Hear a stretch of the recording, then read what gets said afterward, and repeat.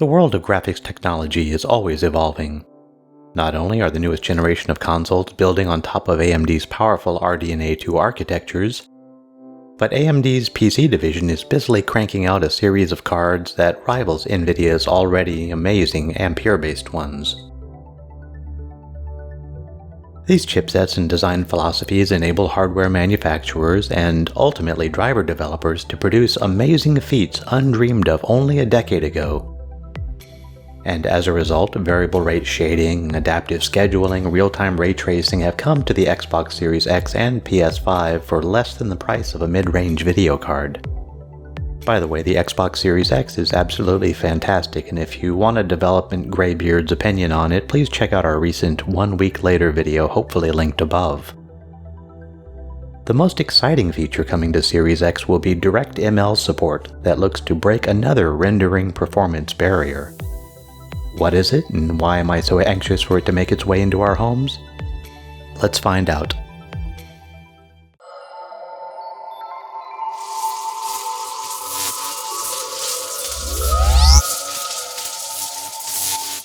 What is DirectML? Now, I'm sure most of us are at least passingly familiar with Microsoft's DirectDraw, DirectX, Direct3D stack. Well, the Direct series of APIs was to apply their component object model specification to a set of primitive operations that may be accelerated and optimized transparently by developers. In layman's terms, Microsoft has taken open standards like Corba, OpenGL, OpenCL, and others and made them proprietary, admittedly with some good value-added conveniences and shared optimizations. Let's start by talking about DirectML, or Direct Machine Learning. It's a low-level machine learning workflow manager, kind of like TensorFlow, that enables the building, training, and execution of ML models in a consistent and optimized way. Alright, that's cool and all, but what does that actually have to do with making your game run more quickly?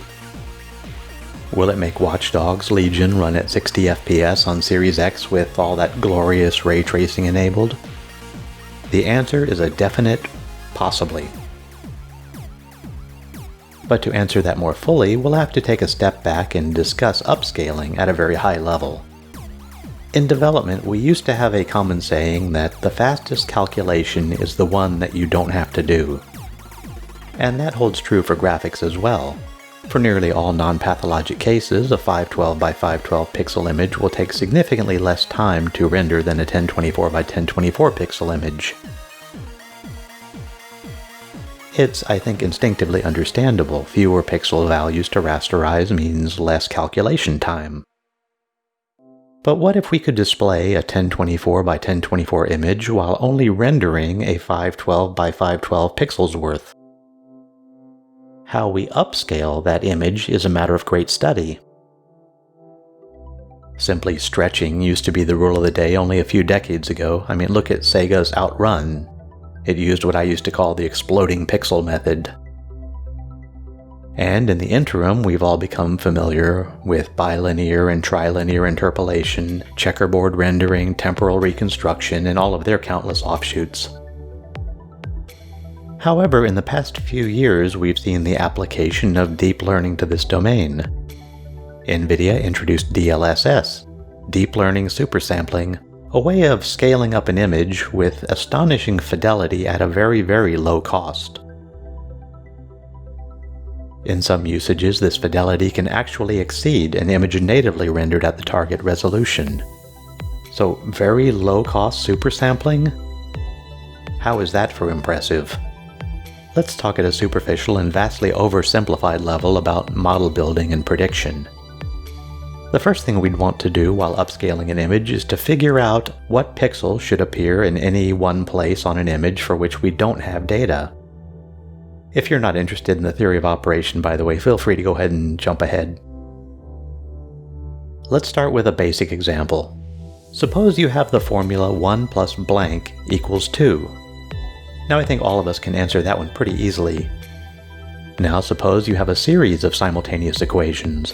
3 minus blank equals 1, 11 plus blank equals 13, and so forth. You know the input values, 3, 11, and so forth, and their target values 1 and 13. Again, after a brief perusal, most humans can see that 2 will fit this series nicely. Suppose now you had pixels instead of numbers, and instead of a simple linear exercise, we stacked many layers of polynomials with thousands of coefficients and different operations at different layers. And let's call that a model. You could describe a pretty complex relationship using your model, but figuring out what those coefficients are can be difficult and computationally expensive. Here's where we meet loss minimization.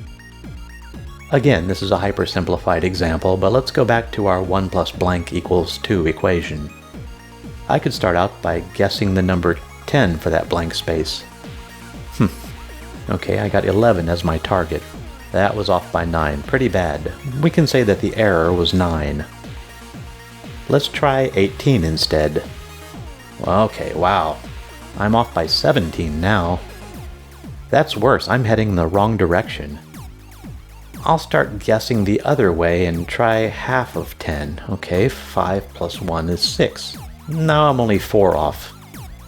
I know the direction and the velocity of my target value with respect to my input variable. By continuing to minimize the error, I'll end up at 1 plus 1 equals 2. Okay, now honestly, to be fair, in the real world you might just get really close.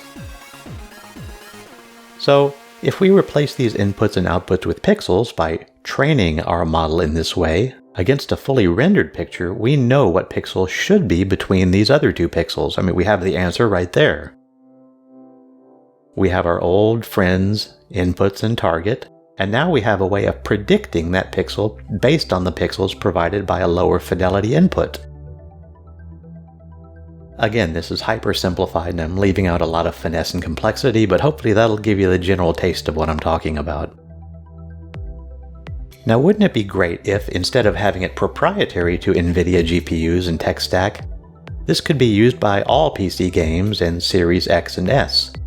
Can you see where this is heading? If only there were some Microsoft proprietary APIs that could leverage best-of-breed implementations. Hello DirectX 12 Ultimate and DirectML.